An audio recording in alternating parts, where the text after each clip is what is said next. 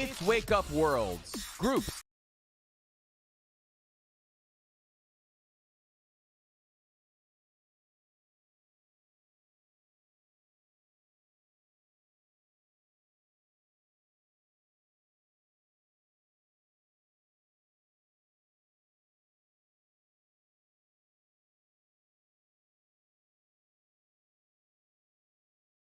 All the same. Caps now fighting Broxton. Another kill comes in for Jensen, and the chase is still on. Yankos dangerously low. Q is gonna land, and Jensen finds his third kill of the fight. Shockwave autos, that's one kill for one, but now Turtle has to cleanse, has to flash, kiting away, finds the slow. The chase in for Pioshik, the flash in for Deft, and he finds the headshot kill. Looking for a sleep now as well, and DRX have turned the corner. Call of the Forge, John comes down, there's some quickness. Call of the Forge goes the wrong way, but the Dawning Shadow keeps River alive. And there's the knock-up, and there's a double, and there's one more. Ruler falls, BDD shovels in, but the Emperor can do nothing in the face of Fnatic. 4 quick kills to Fnatic. That was unbelievable. Day 10 of the World Championship is in the books, and we're here to break it all down. It's Wake Up Worlds.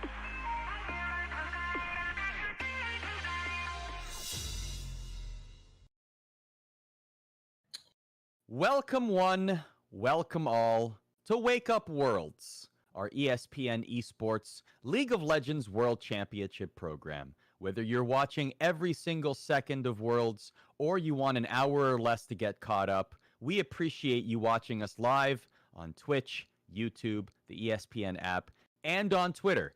Tyler and I will be with you every single step of the way until a new champion is crowned. Now, I made a promise to all of you yesterday that I would begin this show in complete silence, and I would allow Tyler's face to do the talking. As you know, a picture is worth 1,000 words. Here's the problem. I find myself in a conundrum, Tyler. It has been a day. It has felt like a week in a span of hours with all 3 NA teams in action. And I see your face, and I see the headband, and I just don't know how to feel. Without getting too much into the analysis, because we're going to do that throughout the show, Tyler, how should we feel as NA fans right now? You know when you have like a pet and it's like dying and you have to go through like the grief steps? I'm like on like the acceptance stage, Arda. I've come to this entire Odyssey of Ignite is kind of, it led me to just kind of accepting North America's fate at Worlds 2020. It was an interesting night, but overall, we're gonna get into a lot of it. But it was a confusing night. It was a confusing night. It was an Aussie. Some good games, some bad games, some games that I wish I didn't have to watch. But it was another great night of Worlds. A night of Worlds is always better than no Worlds at all. I'll always take the worst Worlds of all time. I'll take a day where NA goes 0-25. Then have a day without any. So let's get into it. So later on in the show, I will be asking Tyler about his exact NA optimism number. Definitely stick around for that. But let's begin. All 3 NA teams were in action. A 1-2 record overall. Let's begin with TSM. They lost to LGD Gaming. This was a rough one. This was not fun to watch. There were some bright spots, sure, here and there, Tyler. But overall, this was probably the most soul-crushing defeat. Well, maybe a TL and Machi, but like this was definitely one of those like Shang Tsung steal your soul kind of losses for NA fans. It was more so that like if you watch the draft, it was very clear that TSM was giving the car keys to Bjergsen, where they basically, put their arm around Bjergsen and said, "This is your game. This is your time, son. You're one of the best mid laners in the world. We believe in you. You're our ace. You're a captain. You're everything to TSM. You're the face of the brand. You're a literal co-owner of the brand. This is your game. It's a do or die game. You lose, you're pretty much out of it for all intents and purposes. You win, the group becomes wide open, and you have a good chance of getting out with a good week 2. They blind pick. They'll pick the high risk assassin, high reward if things go well. Blind picking it, and it was a lot of trust in the Bjergsen. I appreciate it. I appreciate the gung-ho attitude where they basically said, we're going to go down fighting with our ace on a carry that he believes he can carry on.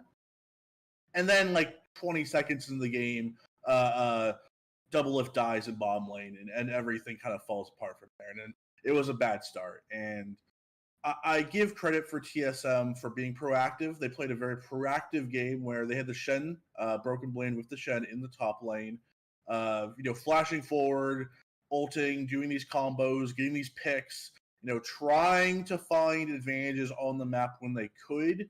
But these small mistakes that have been plaguing almost all the North American teams, outside of, a few FlyQuest games and today's Team Liquid game, almost every single game for North America, we've had weak level 1s, we've had really weak early games, and they've fallen behind. They've just been falling behind so often where a lot of these North American games, it's a 2-3K goal deficit by the 10 to 15 minute mark, and it just snowballs out of there. And it was very similar today with the LGD game where TSM had openings, but those openings were quickly shut down, and they fell so far behind so early. And Doublelift got back into the game, and I give him credit for not just tilting on the face of the earth, dying so early in such a pivotal game, but they never could just find their bearings. And the Bjergsen LeBlanc pick just did not work out. It did not have the intended effect. It needed to have a bigger impact so much earlier on. And there was one point where it looked like maybe TSM could do something where they got a pick in the mid lane and they go over to Baron, and Bjergsen has the perfect flank up with LeBlanc to pop Kramer, the AD carry of LG Gaming. And I think every TSM fan, I think every North American fan, I think any fan everywhere was just like, this is the moment. This is the moment where you pick this champion. This is the moment. This is where it all comes down to. Bjergsen jumps in, gets the kill, gets the assassination. It goes from a 5v4 to a 5v3, secure the Baron, and the game swings entirely into TSM's favor. Bjergsen misses almost every ability, whiffs everything, essentially ending that attack. They have to pull off Baron so they don't all die. And from there, it just was them just running up a hill and just never finding any sort of footing in the game. Yeah. And it was they were always chasing. It was always TSM chasing the game from the start of the game to the end of it. And it reminded me of the Fnatic game where they were chasing the game from the beginning, and the Gen G game where they were chasing the game from the beginning because of their losing lanes. Every game so far, it feels like TS has been chasing, and they've had a few moments of brilliance. They had in the Fnatic game where I feel like they had a lead for a tiny bit, for maybe 30 seconds to a minute, after Broken Blade had an amazing 1v2 reversal.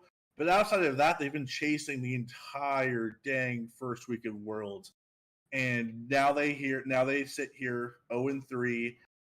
They still have Destiny in their hands somehow. Somehow, because of how the group lays out, they still have Destiny in their hands. But one more loss to any of the three teams, they're officially out of Worlds 2020. They must 3-0 week 2 to force a tiebreak. So that TSM, when they retreated from Baron, that moment, like I was in my head, I Will Remember You by Sarah McLachlan was playing in my head as TSM was retreating and LGD was chasing them down. And it was just a sad, sad moment. And there was a single tear rolling down my face, right down the cheek. As that was a rough one. They went for it. You got to give them credit. It didn't work out. It was just very, very sad if you're an NA fan. So now TSM are 0-3. They're clearly at the bottom of this group, mathematically and spiritually. all is not lost mathematically. It definitely feels like all is lost, or at least in large part, to TSM fans. What is their, if even unlikely, path out of this group? 3-0. They have to 3-0, and then they have to win a tiebreaker. So they have to go 4-0 or even 5-0 to make it out of the group stage of the hole they've dug. They have destiny in their hands.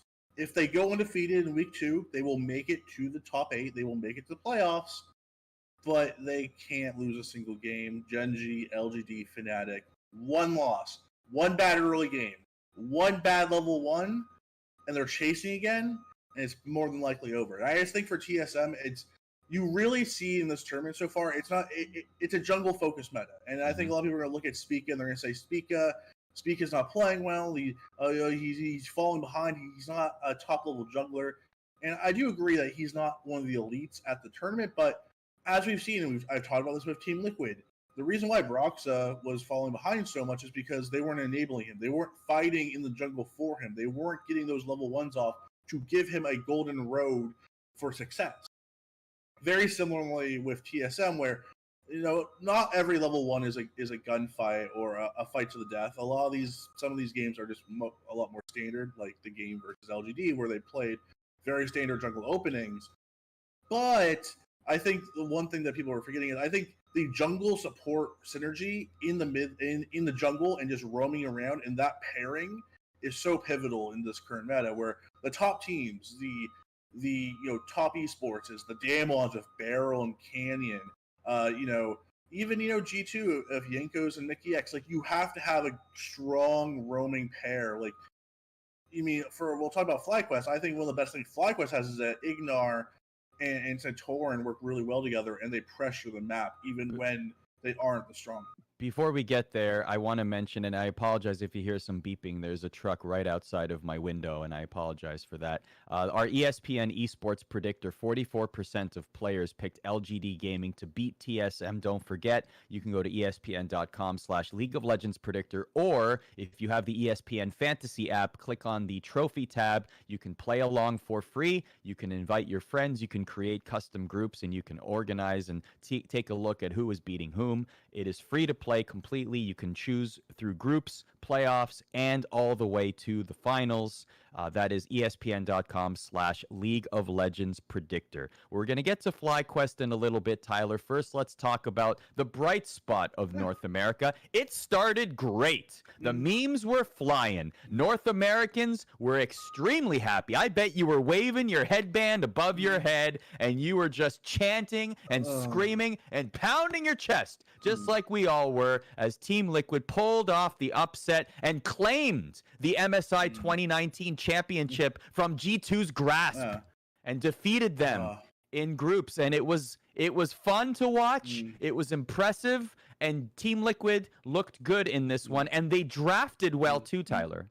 They played marvelously. They played the best game of any North American team at this tournament so far. They were so good. I really can't say enough good things about Team Liquid's game. It all started with level 1. Broxa in the jungle. It would have been very easy for Team Liquid to do what they've done in various other games, where they just let him go on his own, fend for his own, let's go to our lanes with not fall behind early. No, Team Liquid's like, we're going to fight. We are going to fight G2 3v3, and we are going to get Broxa ahead early, and we're going to enable him to take over the map on grade. Core JJ with the perfect set, level 1, getting that first kill for Team Liquid and just jettisoning them right ahead of that game and just giving them that extra motivation, that extra punch to throw Yenkos in the gutter, get Broxa ahead, and just let everything to kind of roll from there. And from there, that kind of level 1 just opens up the entire map for Broxa, letting him have free reign of the entire jungle, which again leads to a much easier time for the rest of the team. And from there, it was marvelous. It was so good to see Core JJ roaming around the map. And as I said in our previous segment with TSM, we really haven't seen much of Speak and Biofrost, duo. I don't really remember any really big moments between those two players affecting the game. Or today, with Broxa on Graves and Core JJ on the set, his first time playing set, they were doing everything, and they were starting everything. They were bringing in perks on the Ashe. They were making him ineffective and useless. They were getting these fights that they weren't getting in the other games. They were being proactive, and they were taking the game in their own hands, and they were making G2 chase them from the get-go. And it wasn't perfect in terms of just like a cleanest game possible. Like, there are a few fights where Coach J went in and he went far too early, or he would get caught out because he wanted to make a big play and he was at 20% health and just gets blown up instantly. But they were always putting on the pressure. So even when they had a misstep, they were always going somewhere else on the map. And when you are playing G2, they are a team that will always go into the mud with you. They will get into the mud with you. If you want to fight them head on, they're most likely going to take on that challenge, unless they're a team like a Damwon or Top Esports, where I think G2 might respect them a bit more and try to play more respectfully. But a Team Liquid game, when they're 2-0 in the group, they're feeling confident. They wanted to fight Team Liquid, and I feel like Team Liquid, as Broxa said in his post-game interview on the official broadcast, they had nothing to lose. They came in and basically said, we are going to take the fight to G2. We know they're going to fight us back, and we're going to leave it all out on Summoner's Rift. And that's what they did, and they won the game. And could not say more good things about today.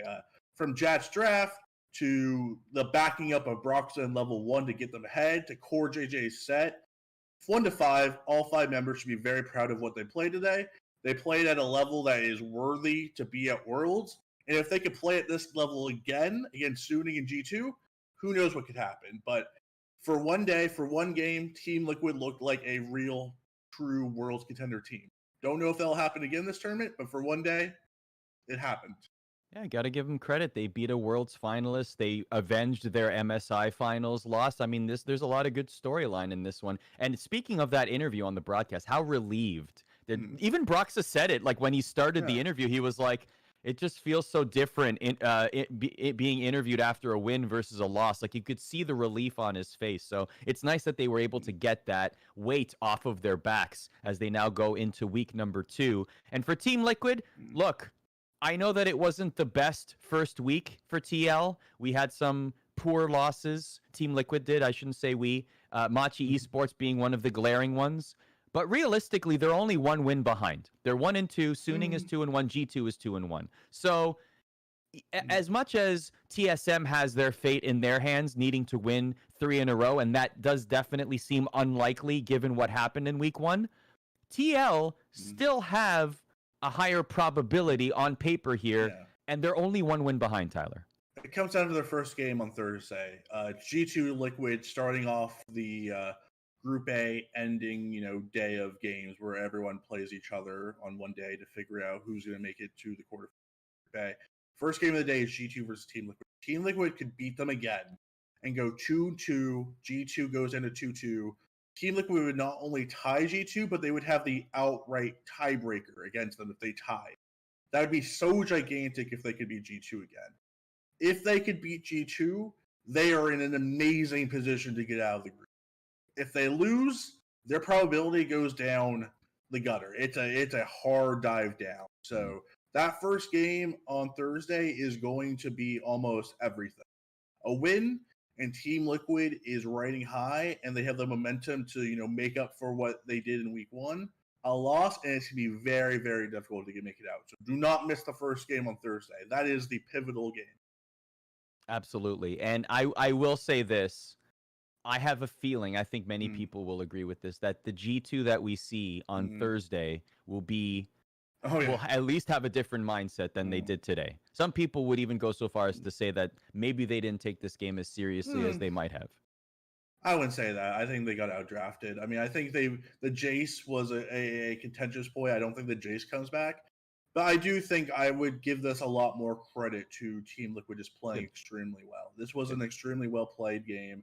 It came down to that level 1. They won the level 1 off of Core JJ, who played at a world-class level as the world-class player he is. So I would give this like 90 to 10%. 90% Team Liquid played amazing and they deserved it. 10% G2 maybe testing their limits a bit, drafting a bit of wonky stuff to test out. I don't feel any testing will happen on Thursday. I feel like they're going to go back to their Yes, it's going to have to be 100% Team Liquid effort. 100% Team Liquid will have to be G2 because G2 will not want to go 0-2 versus, because if they go down 0-2 to Liquid, that means if G2 loses a Suning, G2 might not make top 8. There's a very large possibility if they drop that first game of Team Liquid, they're out of the groups when they were in the pole position going into today. So we are going to see G2 at 100% on Thursday. Now we shift our attention to FlyQuest. Oh, FlyQuest. Oh, boy. This was a tilting one. Watching this one, Tyler, I had hope. I really did. I did have hope. I was like, yes, in good position. Could it actually happen? Is this going to be it? And then the Engage. Yep. And then Ignar. Oh, no. Yeah, it was great. What happened? What happened? Well, first off, I just want to give myself credit because you asked me yesterday how is FlyQuest going to beat DRX, and I told you I gave you the game plan. Mm-hmm. First, put Solo on Ornn. What did Solo play today? What? He played the Ornn. He played the Ornn. He played the Horn. He played the Ornn. Gave him something very safe, very simple, a great team fighting champion, which Solo is a very good team fighter. And he did very well in lane. He looked great, was never really pressured, almost got a solo kill on Dorian. Good job there. I also said the second thing, pick a very easy to do, simple, executable team fight 5v5 composition. They did just that. They built around the team fight, they got the Ornn, and even though they were down 1,000 gold to DRX, they were scaling. They had the 5-on-5 team fight, they had 2 Inferno Drakes going towards a soul, and it didn't feel like DRX was really going to fight for that third Drake to begin with. So they would have had three Drakes on Inferno Soul point, and it was all going great. They were scaling, everyone was doing well, everything felt perfect in that moment. And then they fight for the second Herald, which is not really worth it a lot of time. A lot of times you would much rather just put your solo laner, your top or mid laner, down into the bottom lane to grab plates, or not plates, grab the tower that's still standing, grab minions, set up a vision around dragon. You would much rather just do that if you don't necessarily need it or don't have top side majority there. But FlyQuest was like, okay, Santorin was like, I'll check it out, maybe I can steal it. If you can steal it and get out if nothing lost, that's great. So he does it. Doesn't get it, that's fine. He's going to ult over the Baron pit, get back into his own jungle, and we're going to go on a merry way, scaling, going to the third Infernal, and then continue your win con of getting that Infernal Soul and just winning on 5-on-5 team fights with the ornaments and the Ornn scaling, and basically that's it. But Ignar, I don't want to put it on Ignar. I mean, Wild Turtle just threw out the ultimate, the Ashe ultimate, the arrow, to see if he can stun someone. And I believe that was what they were trying to go for. They were trying to stun someone, and then Ignar would jump in on Pantheon, and then they would combo something together, and it would be an instant kill or something. I don't even think he hit enough damage. It was really well. It was really, really janky. So Ignar comes in, 1v4. FlyQuest does the fight over flight, where they're like, okay, we gotta save our boy. So they go into full fight mode, and they are all discombobulated. Graves doesn't have his ult. Everything just kind of falls apart, and they lose the fight. A 1 koi gold deficit that was very manageable and was kind of tipping in their favor instantly became 3 to 4k gold. And from that point, it was just over. The Caitlyn on the other team got their items. I think she got IE from that fight of Ignar inting, and that game was essentially over from there. So it was not the brightest moment for Ignar, but I'm happy they were proactive. Mm-hmm. FlyQuest of all the NA teams have had the best early game so far. Really good early game versus TES before Solo died, and won the Volley Bear versus Camille 3v4, which was terrible. Second game versus UOL, they won that game. Congratulations. And then again, really good early game. They were scaling well, and then just another mistake by a player kind of ruined it. I want to put a little bit of optimism here because Yeah. FlyQuest were very competitive in this match. I think we can't harp on the Ignar engage. Like you said, optically it looks bad, but it wasn't necessarily the singular reason why FlyQuest lost, even though it might have snowballed from there. It might have snowballed from there. But there were other things that happened in the game that you can't necessarily like. There were other factors. They could have left. They could have left them there. They could have cut their ties and been like, "Okay, we're just gonna let Ignar die and here get back alone." into it. Yeah, exactly. Yeah, they could have reset. Yeah. What I want to ask though is, and we can even generalize this from the 3 games because you did make a very good point there about FlyQuest's early game, and it seems like there's 1 or 2 identifiable moments in those games that led to their downfall in each game. So is your and I'm not asking about your NA optimism, that's next. We're not getting to that now. In particular, FlyQuest, do you still have confidence that they could shore up these errors against these teams the second time around? Yes and no. I can clearly say I think FlyQuest is a good team. Like, they are a world's level team. They deserve to be here. They do not look out of place against DRX or even TES, even though TES was kind of a stomp. I think FlyQuest, even though they had a bit of falter with the solo incident, him dying twice in lane, they still team fought really well, and they still punished TES when they overextended.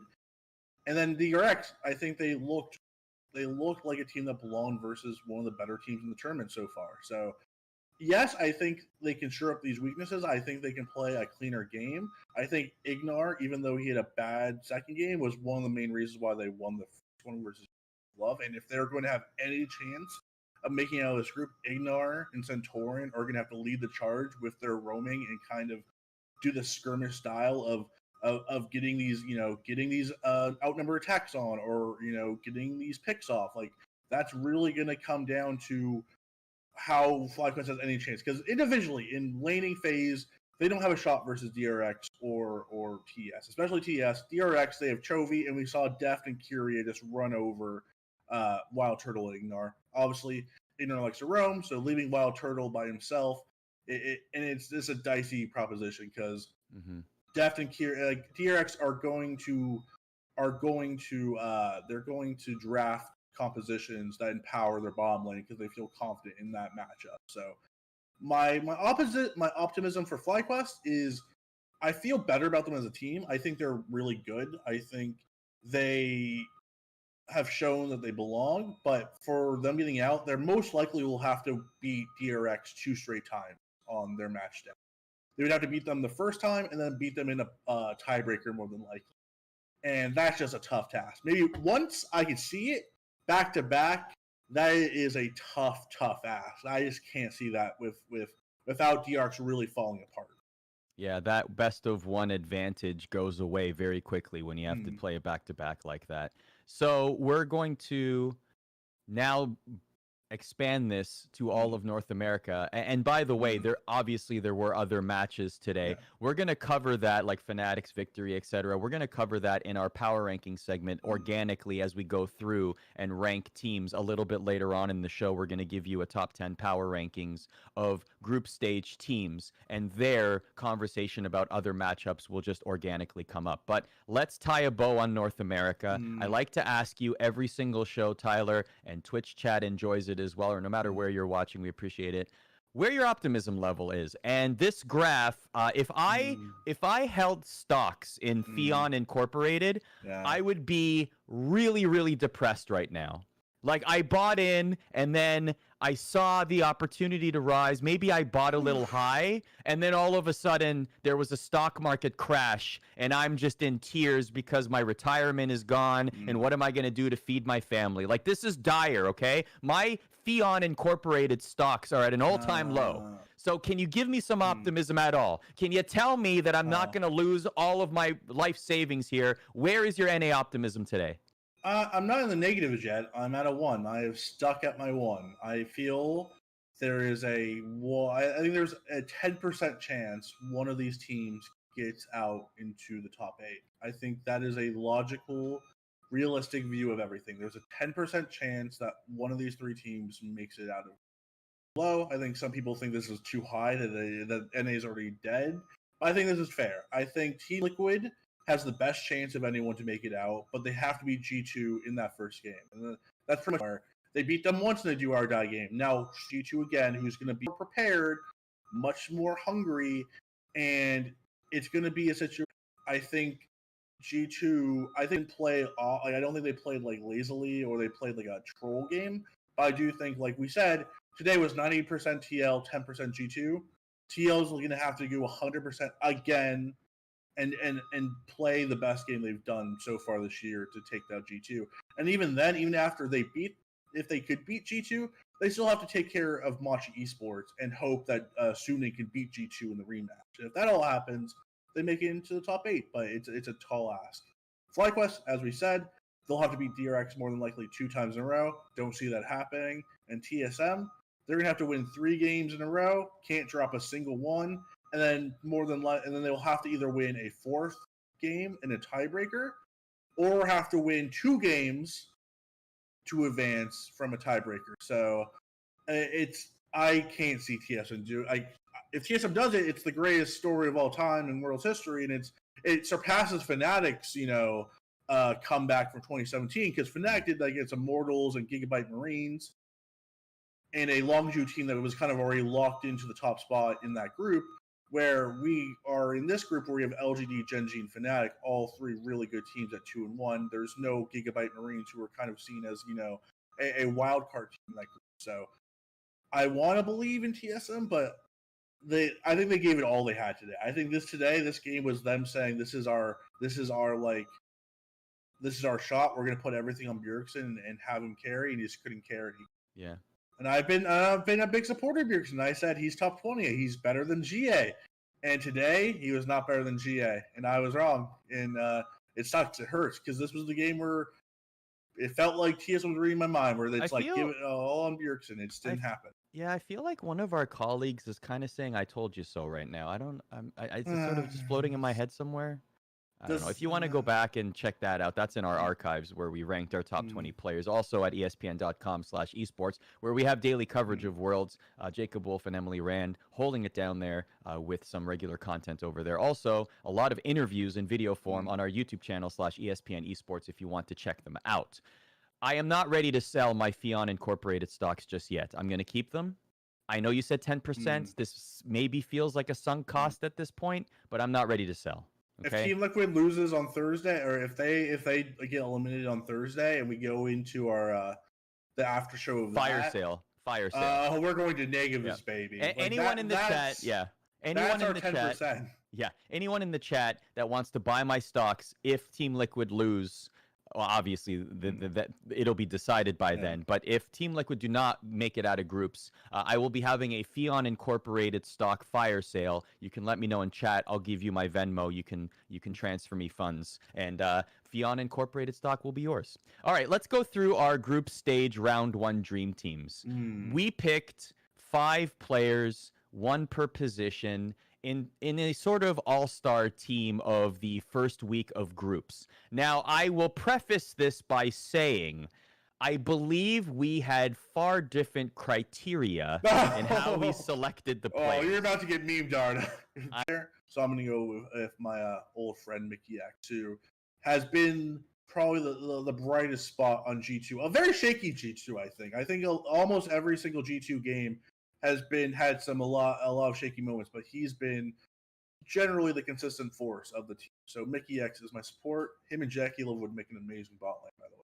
Those are my 5 players. We have Naguri, SOFM, Chovy, Jackie Love, and Mickey. That is a fantastic list. Yeah, no one's going to debate that one. Go ahead, Twitch chat. Go ahead, YouTube chat. If you can only pick 1 player from each team, I think that is a non-criticizable team. That is a beautiful 5-stack right there. That's a slam dunk. Also a departure from how you have made fantasy teams on previous shows on ESPN Esports.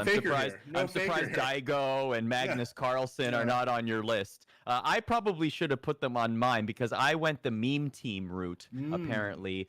Here were my rules. I tried to pick players that Tyler didn't, except for Mickey X, which you will see. And I also selected certain players based on most valuable to their team, as opposed to the best of week 1, which doesn't still excuse my selections. Laugh at my expense. Totally cool. Here it is, folks. The meme team, who I selected to be my go-tos for week 1. Look at right in the middle. Look at my boy Jensen making the meme team, baby. Look at this ragtag group of champs. Now, why did I pick Jensen? Let me explain myself.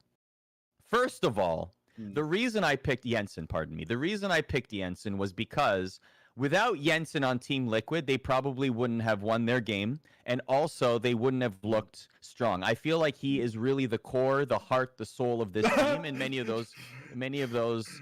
No, you don't think so? You literally said he's the core of the team. No, the core of the team is Core JJ. Core JJ. He's the heart and soul of the team. Yes, I misspoke. You're right. I didn't say Core JJ. Okay, Tyler. No, but it should be Core JJ. He's been the best player for Team Liquid. But I digress. Go with the team. He went 10-2-10 against G2 with an 83% kill participation. He stole a Baron where he shouldn't have had the ability to in that decisive loss. He has been the most exciting player to watch for me. Maybe because I focused on him.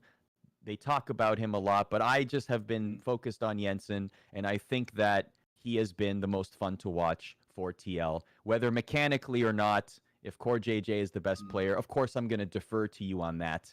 But Jensen still remains on my team. Why did I pick Piosik? That was more of a personal, I am salty, and I'm sticking it to everybody pick. Because remember the last time I picked Piosik on a list like this, everybody got on my case. And I was a little sad about it, okay? Just imagine me, tears streaming down my face, looking at my hands. Why?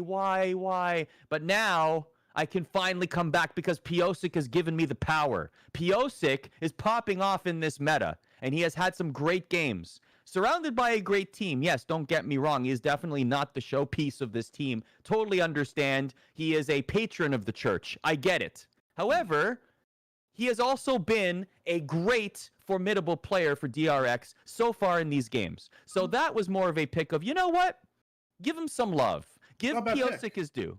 That's a good pick. That's why I picked him there. Longji, that was just more. I thought that he looked great on Ornn. I mean, you have mentioned this before, how like every top laner should have Ornn in their arsenal. Longji has used him the most in his career. He looked really good. Obviously, there are stronger top laners in Worlds. You have put them on your team. But I just wanted to give him some love because I think he has looked good. Stacked with a team that I know that they've had their struggles and everything, but still definitely has been looking good on that team in group stage. I picked Ghost. He's leading all ADCs in KDA with 16. He only has 2 deaths, so statistically, he has been very good on a team that is favored to win Worlds, or at least one of the teams that is favored to win Worlds, so he's not necessarily getting those headlines, but still doing his thing in the bot lane. And Mickey X is Mickey X. He's leading Worlds in assists. He's G2. He's one of the shining bright stars of G2, even in a loss. So there you go, my meme team. So wait, Jensen was the worst pick of this. So why though? Why is he? Because he's everywhere. He's grabbing TL's headlines. Why is he the one to say this is not the right pick here? Even on Team Liquid. Because you have like 7 other mid laners you can pick, like Showmaker or BDD or... Take Jensen away from TL. You think they're still a good team? I mean, I think you can say that against most world teams you take. I mean, he's a really good player. Like, I'm not saying Jensen isn't a bad... But I mean performance in the first 3 games. Like, Jensen's performance. No. You put a bad mid laner there. They go 0-3. They're even worse for wear? I think he played really well today. I think he played super well, but I just think Core JJ was the real star of that game. Especially with just the level 1 of him just getting that kill for Broxa to kind of set him up. I think Core JJ was kind of the initiator, and Jensen did a lot of the cleanup. And that's not to say Jensen, again, he's an amazing player. If you're going to trust one LCS player to perform at Worlds, it's Jensen alongside Core JJ and Impact. But I just think I think even if you ask Jensen how he would rate his first 3 games, I think he would give himself like a C or a D. I don't think he's very impressed by his own performance. I think he wants to play a lot better in week 2. Yeah, and you've mentioned that before. And actually, there's a good point in chat. My point is not bad, but Jensen just gets outclassed by so many other mids. I think that I didn't look at this from a mechanical or they are the best player across that field. I think it was sort of what you said there, but also I just thought like he to me was the best player on TL against G2 specifically. He might have been he had a poor performance against Machi for sure, but he was all over the place and statistically he was there too. So, but listen, I defer to you, Tyler. If Core JJ is the best player on TL, then Core JJ is the best player on TL. But I liked Jensen's play, so I'll pick him there. But this anyhow, week Core JJ was. Yeah, this week I would say JJ was. So those are our picks for group stage round 1 Dream Team. I imagine we're going to do this for round 2 as well, which is going to be a lot quicker, of course, Thursday to Sunday. It will all wrap up on Sunday. So the last thing we'll do here on the program is we will talk power rankings. Let's talk about where we rank all of these teams after week 1. So this is a week 1 group stage power ranking. What we're going to do is we're going to show you 6 through 10, and then we're going to go 5, 4, 3, 2, 1. So Tyler, as well as myself, commiserated and put together a top 10 list. Let's now show you 6 through 10. Tyler, let's talk this through. All right, so number 10 is Rogue. They're the only 1 and 2 team in my list. I think they played quite well. I think they just got unlucky of getting 2 of the best teams in the entire tournament in their group. That's unlucky. I think if they put them in, I think if you replace them with Fnatic in Group C or you throw them even in Group A over G2, I think there's a good chance they're 2-1 right now. I think they're a really good team. I think they got very, very unlucky with the draw. So Rogue at number 10. Then you have the Group C clump of Fnatic, Gen.G, and LGD, where all 3 of these teams have had really good moments, but also very head-scratching. So again, they're all tied 2-1. So it's kind of been the rock, paper, scissors effect where one beats one, the other beats another one. Then they all beat TSM because who can't beat TSM? So I like all 3 of the teams. I think all 3 are jockeying for position. And I just need to see which 1 or 2 of these teams takes the leap in the next week, because I don't think any 3 of these teams have played at their top peak level yet. I think all 3 would come back to me and be like, yeah, we are still playing at like 70-80%. Some of the I think Fnatic had a really great game versus TSM, and I think they had a really good game today. But I also think they would look back at their LGD game and say that was a game we really should have played better. So I think all 3 of these teams have higher levels to them, but right now they're just in this clump trying to find out who's better. Can I ask you one Fnatic question there? Do you think that now that you've seen 3 games from them and how impressive their 2 victories were, especially today against Gen.G, do you think that first game was an anomaly? Like, do you think that we are reaching Fnatic final form? I think they played amazing in their first game. Their first game was versus TSM. Their second game was against LGD. Oh, sorry. The one loss, I should say. My bad. Against LGD, do you think that was an anomaly? I think the first game was that they got all their comfort picks with Evelyn, and I don't think you should ever give self-made Evelyn in this tournament. So that was a lot more of just like they got their win con, and self-made didn't let them down. I think the LGD game was they let LGD scale when they picked what their comfort was, and they kind of lost and had a few moments of like they just got to a point where they just couldn't beat LGD's composition. And today, Gen.G kind of I don't know what Gen.G was doing or thinking by having their Rakan not have flash, and then Fnatic bot one just kind of killed Rakan and just kind of ended the game there, where I think Gen.G goes back into the lab and says, wow, we really threw that one. That was a really dumb decision by us. So I think all 3 of these teams are in this weird position where I think they're really good, and I think they are all contenders to make top 8. I just need to see which ones can rise to the occasion. And Fnatic's generally the team that goes into the lab and they come out into week 2 and just play, and they've adapted to what they saw versus in the first 3 games. And everything now is about adaptation and what you can learn from the first 3 games that you played and how you can kind of form your next strategy against your opponents coming up. So I have Fnatic first. I think they've been the most impressive of the 3 teams, and I think LGD has still been a bit shaky, so I have them at number 9.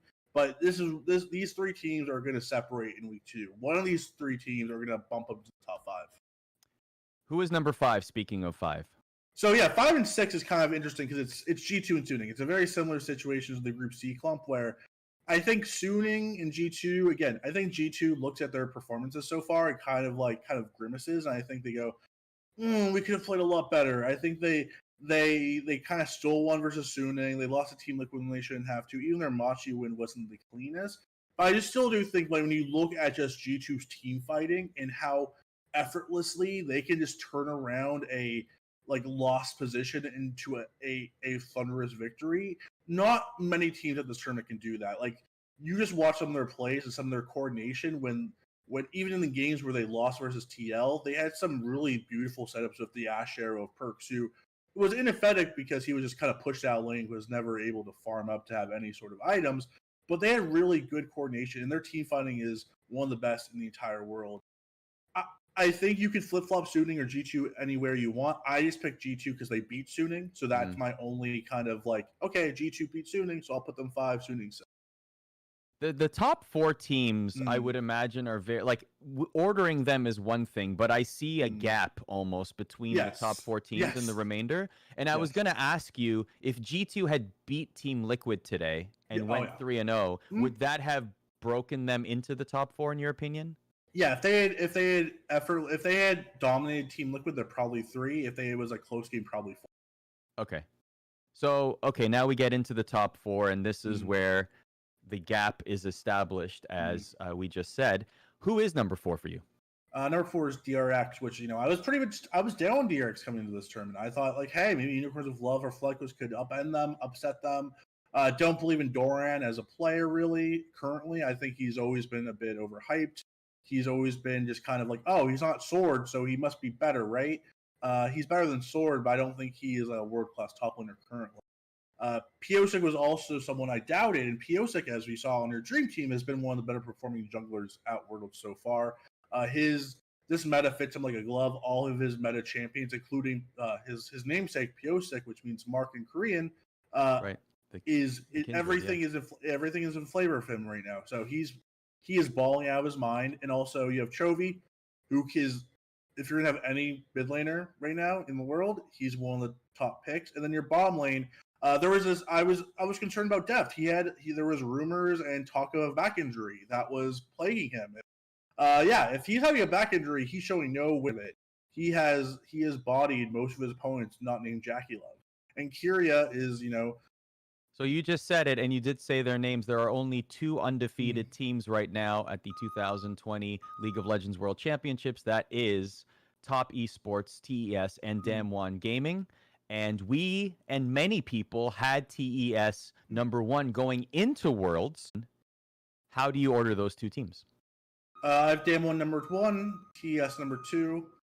I think Damwon is. I think they're through the bracket to face off in the final. So I would really love it. If NA has to go down and kind of just not make quarterfinals, I think my preferred final would be that Damwon TES. Keep the 2 teams separated. Both teams go 6-0 in the group stage, and then they both decimate the quarters and semis, and we just get the ultimate heavyweight title fight at Pudong Stadium between the China number 1 team, the South Korean number 1 team, 2 explosive offenses as well. That would be a matchup. It would be the most exciting final, the most hyped up final easily of all time. So these 2 teams are my top 2 right now in the power rankings. Damwon gets the edge, though, just because they've played more different styles so far, and they've played with a lot more restraint than TS. And TS has been a bit of wacky, testing their limits, having a few team fights where they've lost that they probably shouldn't have. So just for that, I have to put Damwon number 1 right. So now we have concluded week 1. Week 2 will begin on Thursday, and by Sunday we will know exactly which teams will move on to the playoffs at Worlds 2020. Tyler, before we wrap up the show here, do you have any final thoughts, whether it's from today's action or even just week 1 as a whole? Any final thoughts? Jackie Love is a gangsta. That is all. All right. Jackie Love is a G. We all know it, and now you do too.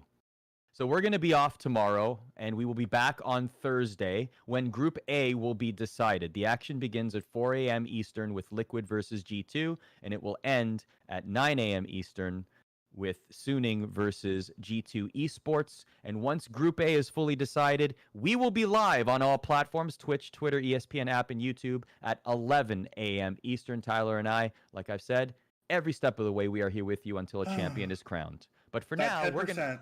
That 10%, man. You're that 10%. still feeling it. I'm not selling my stonks, man. Not selling. But if Team Liquid loses on Thursday, the optimism chart, we're about to go. We are breaking records on Thursday if Team Liquid doesn't make it out. So look forward to that. Enjoy the day off, everybody. We'll see you Thursday.